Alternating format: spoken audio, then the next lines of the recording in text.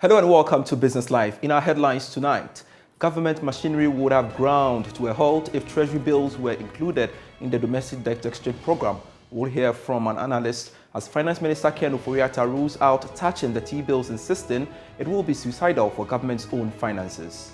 If T-bills are included, it means government machinery can also not run, and government needs money to run the machinery. The capital market on the external front is close to us, so the one on the domestic front, that is the short term, i.e. the T-bills, is the only thing available. Also in the bulletin, African Development Bank projects 3.3% growth rate for Ghana in 2023. We'll tell you more in a 2023 macroeconomic report launched by the bank. Plus, Bank of Ghana predicts local currency will witness some stability in the coming months following the discharge of 41,000 metric tons of petroleum products to bulk oil storage and transportation. When this program is successful, we will be able to meet more of our foreign exchange resources in terms of procuring petroleum products. There'll be less pressure on the cedi or on our reserves, and ultimately, to the medium to long term, it will be more stabilizing for the cedi. Ahead, we will engage energy strategist Dr. Yusuf Suleiman. These and many others coming your way all in a moment. Please stay. Grateful for your company. I am Pious Kojo Backah. Straight to our very first story. Finance Minister Ken Ofori-Atta has given assurance that the exemption of treasury bills from the domestic debt exchange program will not be reviewed. The Finance Minister says that will be suicidal to touch the bonds because they are the main source of funding for government operations. Now, the Minister has been speaking on PM Express Business Edition, which will be aired on Joy News tonight at 9 p.m.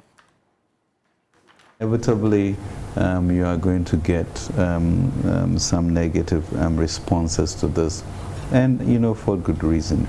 But are we confident that we'll recalibrate the economy where that confidence is re-engendered? I believe we will. We've done it before. And why would we not be able to do it Do I now? get the surety from you that, and I've seen that in the text Q&A, that you sought to clarify in one breath, talking about the fact that the current challenge legally be immune and all the rest. Treasury bills, there are some who are worried. But that treasury could be the bills, next phase that government no, treasury bills are exempted. I mean, George, we have done... And that is an assurance from you, Mr. Minister. Completely. Treasury bills will not be touched going forward. No. Because we have done the debt sustainability analysis, not including treasury bills. That really is how government funds its operations, and so we can afford to. Treasury bills also mimic the market. As interest rates go down, treasury bills rates go down. 90 days, 180 days, 365 days. That has always been the way it is run, and we're expecting to continue to do that. That is where we go for our resources to run government. And let me assure you that treasury bills would forever remain sacrosanct in this program. That is a promise, Honorable. Thank you. Let's come back to this debt issue. And some will say that we've gotten here because we borrowed too much. What do you tell those who say that? We borrowed too much, and that is why our debts has become unsustainable. Yeah. I mean, George, the question is, what did we use these resources for? And really, in a period of 6 years in which there have been more schools built, more infrastructure done than has ever been done before, going through our COVID expenditures that we did, more people in schools than has ever been, more people being fed in schools. I mean, those all add up. But truly, I mean, taking an inventory of what has been done with roads, bridges, infrastructure, I don't think we've had any government being able to deliver that much. It's pretty easy to forget.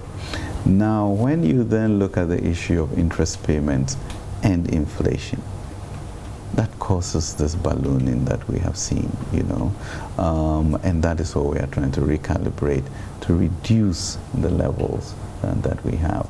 and then manage ourselves on a 55% going forward, which means we need to generate a lot more income from GRA. I think you can see the last year they did very well. They've done, maybe because it was revised, about over 3 billion Ghana cedis more than what you set out for them. Right. And that then gives you a glimmer of what we can do. But even that, George, is about, what, 13-14% of revenue to GDP. And our target is, what, 18-20%. So imagine where it would be, and therefore the digitalization, VAT, e-invoicing, etc. We are going to be able to generate the resources, and therefore even as we cut down interest payments, revenues go up from GRA, and we should be able to manage our economy much better. Let's look at the expenditure debt issue as well, because there are some who also say that where did these borrowings go in terms of the capital expenditure, projects that will pay for itself and all the rest, social programs and all the rest. Right. Weren't these funds going to projects that can pay for itself? Well, they are. These projects take a long time to pay for themselves. And when you get the dislocation of the extent in which we have gotten from 2020 to now everywhere globally, you extend the period of payback. And you can catch the full interview on Joy News Channel later tonight at 9. Meanwhile, financial analyst Christian Techijan says government machinery would have ground to a halt if treasury bills were included in the domestic debt exchange program. He spoke on the marketplace. There's been a lot of analysts on your programs and other media stations who are giving the assurances, because with these things sometimes you need to have historical data to back it. And having gone through the IMF programs in terms of these similar debt exchange programs that have been implemented, especially in other countries, there hadn't been any time that a short-term government investment was actually a part of it. The worst-case scenario was actually making it mandatory for the bonds, which are the long-term government investment papers, to be included. So, I mean, it's reassuring anyway, but so far as some of us are concerned, we knew T-bills were never going to be part of the exchange program. Just for the education of our audience, what would have been the implications if T-bills were attached? All right, so the consequences were going to be dire. What it is, with a 91-day, assuming you have a clientele base that needs to utilize a particular funds and was going to just deposit it with a government investment and earn something on it within 91 days, and it happens the person cannot have access to that funds, it was going to cripple a lot of businesses, because the difference between the short term and the long term was that with a short term, the demand for the funds, it's just as the name depicts, short term, 91 days, the person needs the money. You see, with the bonds, it goes as far as sometimes 5 years, 10 years, and so you could say that the person who's deposited to have the returns or to have the money back in about 5 years does not really have that dire need for that money as we speak. So government, as I also said, as at now, is the only source of borrowing for the government, and just yesterday it was able to oversubscribe to what it was actually looking for. So if T-bills are included, it means government machinery can also not run, and government needs money to run the machinery. The capital market on the external front is close to us, so the one on the domestic front, that is the short term, i.e. the T-bills, is the only thing available for government to utilize. Now, the African Development Bank is projecting a GDP growth rate of 3.3% for the year 2023 and an end-of-year inflation of 19.5%. This average rate projected by the bank will place Ghana as having the third highest rate of inflation after Sudan and Sierra Leone, with a rate of 78%, and Ethiopia with a rate of 24%. There's more in the following reports.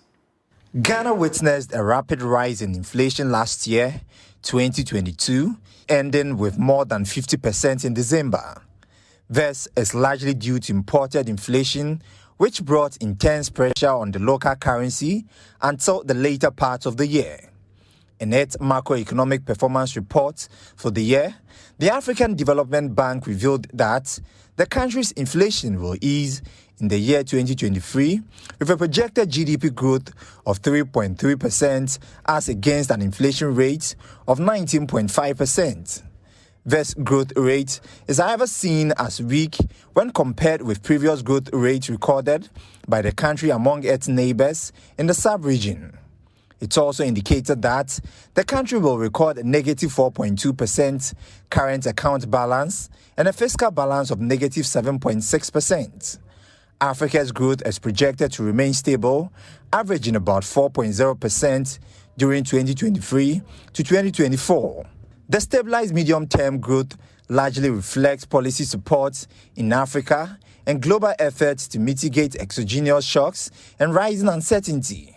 It said China's reopening after 3 years of zero-COVID policy and the stable growth outlook for Asia could bolster Africa's growth in the medium term. Let's now talk about the cedi, because the Bank of Ghana has stated that the local currency will in the coming months witness some stability following the discharge of the 41,000 metric tons of petroleum products into the receptacles of the bulk oil storage and transportation, that's BOST, for the onward selling to bulk distributors companies, BDCs. Now, this projection is coming at a time the cedi has come under immense pressure this month after sustained stability in December 2022. However, the central bank is upbeat the petroleum products will help ease demand for dollars, which will help in the stability of the cedi. Stephen Opata is head financial markets at the Bank of Ghana and spoke earlier on the Pulse. So, as you know, we're not saying that the performance of the cedi will be based only on this program. Yeah. What we said is that we are going to have foreign exchange resources to meet our oil imports.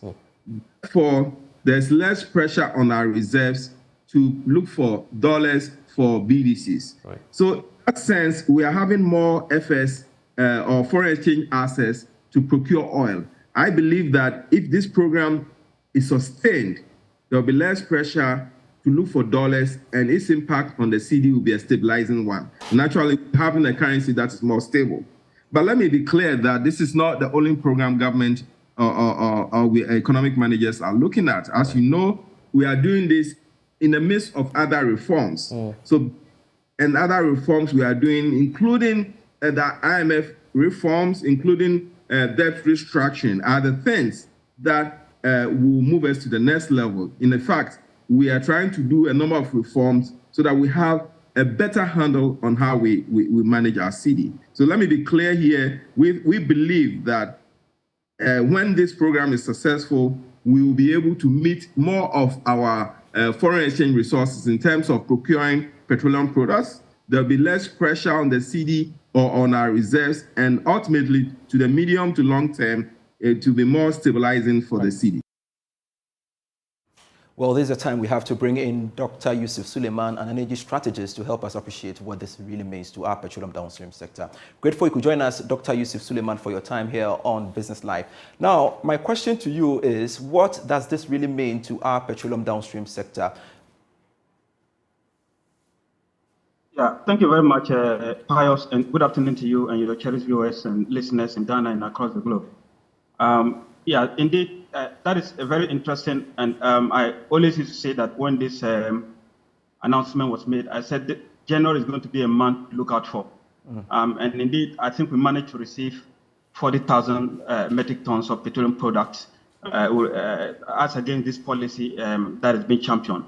If I listen to your earlier interview, earlier panelists, the one you spoke to earlier on, carefully, I think he mentioned that provided it is sustainable, and that's a key word. We need to be able to champion sustainable interventions. And this intervention, I always say, I think is not sustainable because it hinges on a lot of factors. And so, first of all, we need that quantum of gold to be able to make up. And my estimation is that we need closer to 200,000 plus, ounce of gold to meet the entire, petroleum imports that we need, So, and that is huge. And I've also heard about what is refreshing is I think I heard earlier on PMMC, they indicated that we are able to get that quantum of gold. That is refreshing. We just want to say that amount of gold is going to be a challenging one. We just have to strategize for it to be able to meet that. But the overall policy, whether it can lessen the dependence on the dollar and its impact on what the consumer pays at the pump, yes. If the policy is sustainable and we are able to minimize the dependency on the dollar, that's undoubtedly is going to minimize, the pressure, and that will cascade to the pump. But the key word I mentioned again, Pious, is how sustainable it is. I believe we have to look beyond this kind of measures and actually look for sustainable measures, that can guarantee us long-term energy security within the downstream. Now, the issue also has to do with the fact that how would this really translate into the price by way of purchasing petroleum products at the pumps? And it's come to mind whenever this issue, keeps rising. Yeah, thank you. So with respect to this quantity that is mentioned, I don't think it's going to have that significant impact. In fact, it's not going to have impact on the pricing. Maybe in terms of sentimental, in terms of what people will feel that something is coming, and then there will be a little bit of pressures reduction. I mean, a little bit of pressures along in terms of what I would call people overpricing, and then the rest. But if you look at the quantity, let me come back to the substantive issue. If you look at the quantity, 40,000 metric tons is only for 4 days. How will 4 days make an impact on the market? It cannot. However, we are told that more is coming. So if more is able to come, then it is in series that can impact the market such that maybe if, let's say, at the end of the month, we require $200 million to import finished products, and then this policy can take up to 200, and the government only requires to provide, let's say, 200 to import the finished product, then that can have impact. But like I said, the devil lies in the details, and the details are that, are we going to be able to get the required quantum to be able to meet that? That is number one. And number two, are we getting value for money with respect to this kind of transaction? If these things are met, that Ghanaians are going to get value for money with respect to the gold transaction, then we are good to go. And so, but until now, I feel that we haven't had much of the policy clarity, any cogent document that we can interrogate to know that this is the amount we are getting value for money. And then finally, beyond that, like I mentioned earlier on, Pious, we need to begin as a country to champion sustainable measures. And what I mean by sustainable measures, nobody is saying that. I mean, everybody wants to minimize the dependency. It appears Dr. Yusuf Suleiman's line has frozen, and we shall bring him on as and when it's rectified to continue his point. But you're still watching Business Live here on the Joy News channel with me, Pious Kojo Backah. Still to come, the Planting for Food and Jobs initiative is not worth 60 million cedis allocated to it for 2023. That's according to the Chief Executive of Agribusiness Chamber, Anthony Morrison. More later.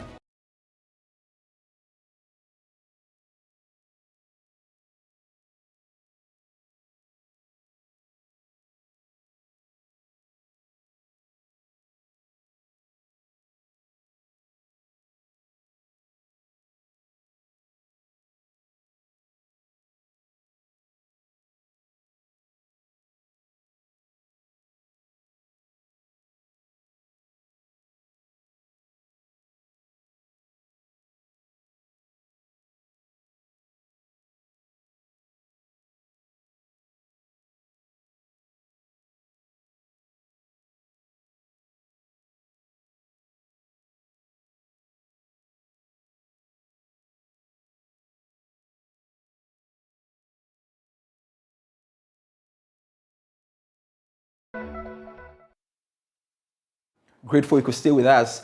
Now, the Planting for Food and Jobs initiative is not worth the 660 million cedis allocated for it this year. That's according to the Chief Executive of Agribusiness Chamber, Anthony Morrison. He believes the program has failed and is a waste of the taxpayers' money as foreigners keep exporting directly from the farm gate. All right, so I'm told Anthony Morrison joins us live for more via Zoom on this. Anthony, I'm particularly interested why you said 660 million cedis is not worth the Planting for Food and Jobs initiative allocated for it this year. Why so? Thank you very much, and very good evening to your cherished viewers. Let's take the statistics as they go. And I think that we'll be able to contextualize this, first of all, within the Ghana statisticians' own data. That shows clearly that food inflation was about 51.4%.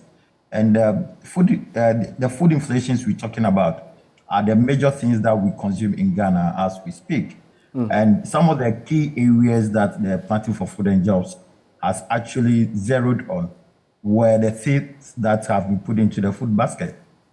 So if you take, for instance, the cost of maize, the cost of rice, the cost of vegetables, and also the cost of some other derivatives on the market, you understand that we haven't made any good inroads into the Planting for Food and Jobs. And most importantly, at the point where the farm gate has been exposed to foreigners, where they are accessing a lot of paddy rice, they are buying a lot of soya, they are buying a lot of maize out of the country, I think that is not the best. And especially when we seek to set our priorities right, let's look at this year's budget. In the budget, there is a 400 million cedis budgeted allocation for an agriculture economic enclave project, which was commissioned by the Chief of Staff late last year at Dewenya. These same products that are in the economic enclave project are the same produce that the PFJ is focusing on. And that should tell you that, well, if the project PFJ was so successful as they claim to be, we won't be launching an economic enclave project running the same thing.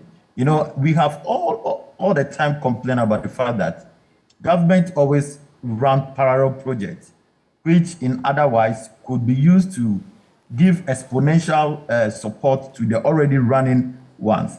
The likes of plantain, cassava, and are areas where we did not actually invested in as a PFJ, okay?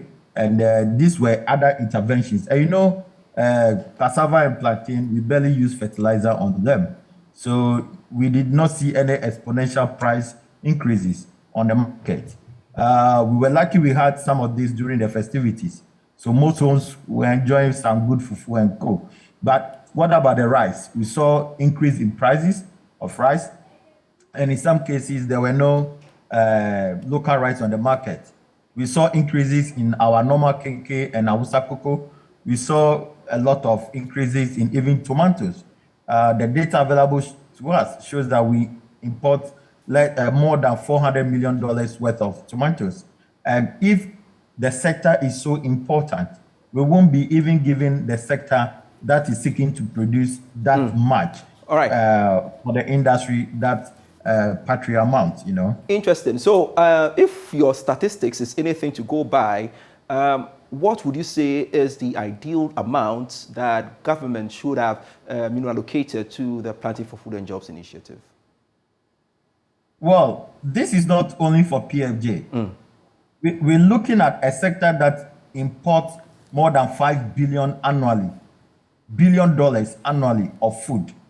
We import 1.2 billion metric tons of rice annually, which is about several billions of dollars. When it comes to frozen chicken, we import 900,000 metric tons from European Union, which is even more than 1 billion. Now come to the major trade partner, which is the US and also the Brazil. That is even more than the 1.2 billion we are talking about. Let's talk about frozen fish. Okay, frozen fish, the whole sector doesn't get any exemption from the government. And these are the major areas we're talking about. Fruit juice, we import over 300 million. Tomatoes from Burkina Faso, 400 million. Oil and fat and oil, well over $700 million. If you go to the market during the Christmas, oil was so expensive that in some cases, a lot of people were even stocking up oil, okay? Right. And we continue to import things that we shouldn't import into this country. And when we're talking about the agriculture being the key sustainable tool for economic growth and sustainability, we're talking about putting in place a budgetary allocation more than 1% of the national budgetary allocation. But as we see, Ghana is a signatory to the African Union Comprehensive Africa Agriculture Development Program and a signatory to the Maputo and Malabo Declaration. That requires that government should put in 10% incremental budgetary allocation to the sector. We have not been able to do this over the past years. Every year, you look at the budgetary allocation, it's not even up to 1%. Meanwhile, population is increasing. There is demand for more feeding to be done. There are little industrialization coming on board. So agro industries are coming, and we need to produce more raw materials to feed them. All right. So these are the things, and we need to also export. At the same time, we are exporting a lot of raw materials. And this is why we are saying that the PFJ has really not helped Ghanaians, because most of the areas that we have invested in have been exported out of the country. Anthony, so as it stands now, we know that 660 million has been allocated for that project.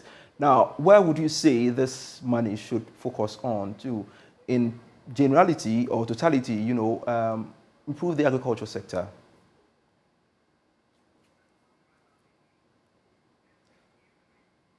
Anthony? Wow. Yes, I'm here. Yes, quickly make that point for me in a minute. In the budget, there is $400 million allocated for agriculture insurance. Okay. And in total, what has been allocated for production alone is not more than $400 million. What I'm saying that as a country, let's take out that $400 million and invest it directly into productivity. That is what we want. In the budget, if you look at it, 80% of poultry farms in the country have collapsed. And if you really want to attain, that sector is the highest employer sector in the agriculture sector, the poultry industry. So let us invest into the poultry industry. Great. Thank you very much. Anthony Morrison is the CEO of the Chamber of Agribusiness Ghana, speaking to us there. And that's all in this package by way of Business Live here on the Joy News channel. I am Pious Kojo Backah. Let's connect same time tomorrow. For more news, log on to myjoyonline.com/business. Always a pleasure serving you.